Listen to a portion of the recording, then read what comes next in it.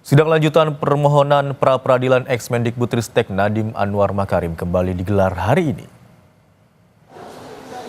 Sidang digelar di ruang utama PN Jakarta Selatan pada pukul 9 pagi. Sidang lanjutan hari ini beragendakan pembuktian pemohon, yakni dari pihak Nadiem Makarim.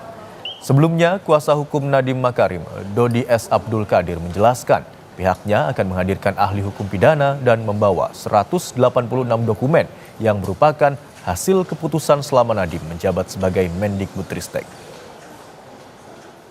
Ada audit dari yang berwenang yaitu BPKP atau BPK tentang apakah pengadaan ini Chromebook tepat harga, tepat sasaran, dan tepat daerah. Itu belum ada. Itu yang mau kita buktikan.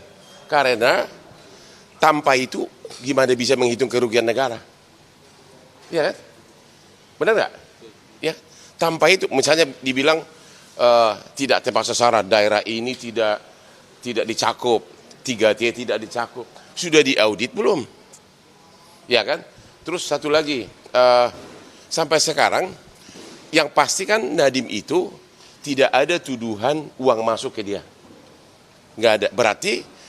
Berarti dari segi unsur tindak pidana korupsi harus dicari pihak ketiga yang diuntungkan.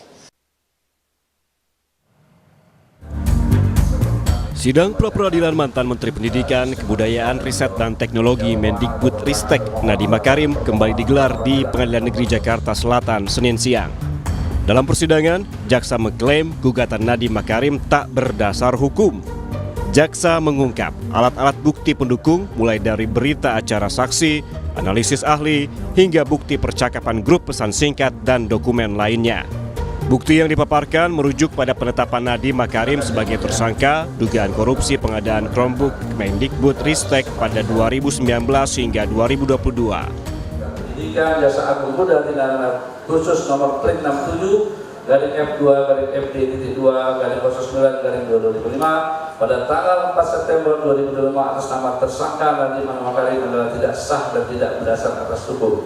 Petitum nomor 4 menyatakan bahwa pendidikan yang dilaksanakan oleh termohon terkait peristiwa pidana sebagaimana dimaksud dalam penetapan tersangka terhadap diri pemohon sebagai masuk dalam pasal 2 ayat 1, pasal 3, pasal 18 Undang-Undang Nomor 31 tahun 1999 tentang pemberantasan tindak pidana korupsi sebagaimana telah diubah dengan Undang-Undang Nomor 20 tahun 2001 tentang perubahan atas Undang-Undang Nomor 31 tahun 1999 tentang pemberantasan tindak pidana korupsi. Sementara itu, kuasa hukum Nadiem Makarim mengklaim tak cukup bukti yang menunjukkan Nadiem berniat mengambil keuntungan dari kasus dugaan korupsi pengadaan Chromebook.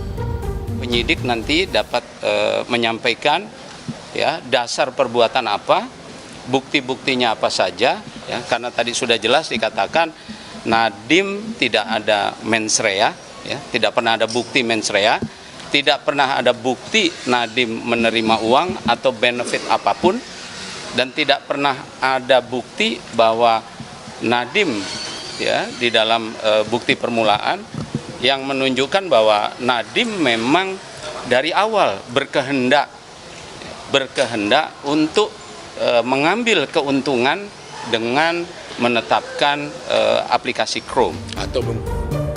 Sidang pra-peradilan Nadiem Makarim di Pengadilan Negeri Jakarta Selatan dihadiri keluarga Nadiem, mulai dari ayahnya Nono Anwar Makarim hingga istri Nadiem Makarim, Franka Franklin.